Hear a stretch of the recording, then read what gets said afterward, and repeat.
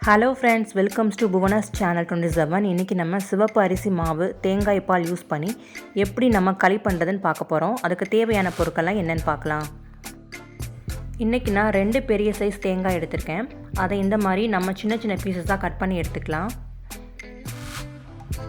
கூடவே 1/2 கிலோ வெல்லம் எடுத்திருக்கேன். சிவப்பு அரிசி மாவு 200 கிராம் எடுத்திருக்கேன்.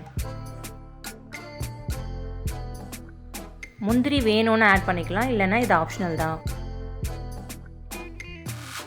இப்போது நம்ம கட் பண்ண தேங்காயை ஒரு மிக்ஸி ஜாரில் சேர்த்துட்டு கொஞ்சமாக தண்ணி ஆட் பண்ணி தேங்காய் பால் எடுத்துக்கலாம்.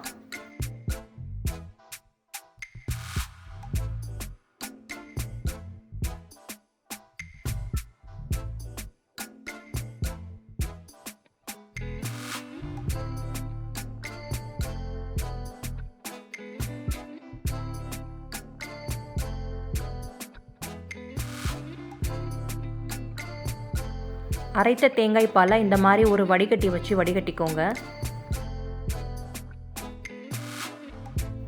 இப்போ நம்ம ஏற்கனவே அரைத்த தேங்காயோட இன்னும் கொஞ்சம் தேங்காயும் தண்ணியும் ஆட் பண்ணி நம்ம மறுபடியும் கொஞ்சம் தேங்காய் பால் எடுத்துக்கலாம். இந்த மாதிரி மீதமுள்ள எல்லா தேங்காயிலையும் நம்ம தேங்காய் பால் எடுத்துக்கலாம். தேங்காய் பால் கொஞ்சம் கெட்டியாக இருந்தால் களி ரொம்பவே டேஸ்ட்டாக இருக்கும். இப்போ ஒரு பாத்திரத்தில் 1/2 கிலோ வெல்லம் சேர்த்துக்கிறேன். கொஞ்சமாக தண்ணி சேர்த்து இதை நம்ம நல்லா கரைச்சிக்கலாம். பாகுப்பதம் வரணும்னு தேவையில்லை. வெள்ளத்தில் கல் மண் ஏதாச்சும் இருந்துச்சுன்னா அதை ஃபில்டர் பண்ணுறதுக்காக தான் இப்படி நம்ம கரைக்கிறோம்.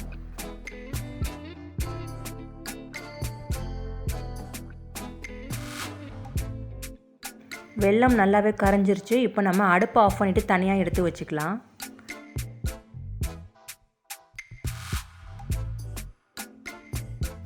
எந்த பாத்திரத்தில் நம்ம களி பண்ண போகிறோமோ அந்த பாத்திரத்தில் நம்ம ஏற்கனவே எடுத்து வச்ச தேங்காய் பாலை இன்னொரு டைம் நான் நல்லா வடிகட்டிக்கிறேன்.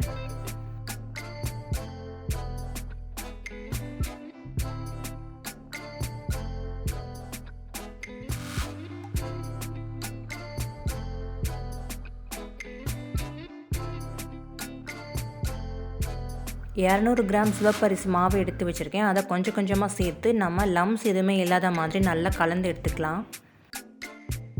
ஸ்டவ்வில் வச்சுட்டு அதுக்கப்புறமா நம்ம மாவு சேர்த்தோன்னா சீக்கிரமாக கெட்டியாக ஆகிடும். நமக்கு கிண்டுறதுக்கும் ரொம்ப கஷ்டமாக இருக்கும். இந்த மாதிரி கலந்துட்டு அதுக்கப்புறமா நம்ம அடுப்பில் வச்சோன்னா நமக்கு கட்டிகள் எதுவுமே இல்லாமல் இருக்கும்.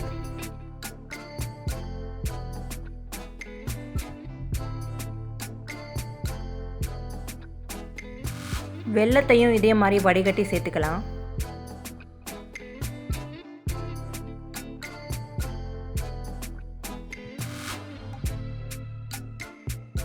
இப்போது அடுப்பில் வச்சு நம்ம கிண்ட ஆரம்பிக்கலாம். நம்ம அடுப்பில் வச்ச கொஞ்ச நேரத்திலேயே அது நல்லா கெட்டியாக ஆரம்பிக்கும். கை விடாமல் தொடர்ந்து கிண்டிகிட்டே இருக்கணும். 10 நிமிஷத்துலேயே நல்லா கெட்டியாக ஆரம்பிச்சிருச்சு பாருங்கள். லோ ஃப்ளேம்லேயே வச்சு கிண்டி விடுங்க. ஹை ஃப்ளேமில் வச்சா இது மேலே எல்லாம் தெரிக்கும். மாவு வெந்து நல்லாவே கெட்டியாயிருச்சு. ஆறுனதுக்கப்புறம் இன்னும் கூட நல்லாவே கெட்டியாயிரும். இப்போது நல்லாவே ஆறிடுச்சு பாருங்கள் எவ்வளோ கெட்டியாக இருக்குன்னு. ஏலக்காய் தூள் எதுவுமே நான் ஃப்ளேவருக்காக சேர்க்கலை. தேங்காய் பாலோட ஃப்ளேவரே ஒரு நல்ல வாசனையாக இருக்கும். ரொம்பவே சுவையான அதே நேரத்தில் ரொம்பவே ஹெல்தியான ஒரு களி ரெசிபி எப்படி பண்ணுறதுன்னு இந்த வீடியோவில் பார்த்தோம். பெரியவங்கள்லேருந்து சின்னவங்க வரைக்கும் எல்லாருக்குமே இந்த ரெசிபி ரொம்பவே பிடிக்கும். நீங்களும் இதை ட்ரை பண்ணி பாருங்கள். இந்த வீடியோ உங்களுக்கு பிடிச்சிருந்தால் மறக்காமல் நம்முடைய சேனலையும் சப்ஸ்கிரைப் பண்ணிக்கோங்க. அண்ட் லைக் பண்ணுங்கள், ஷேர் பண்ணுங்கள். தேங்க்ஸ் ஃபார் வாட்சிங்.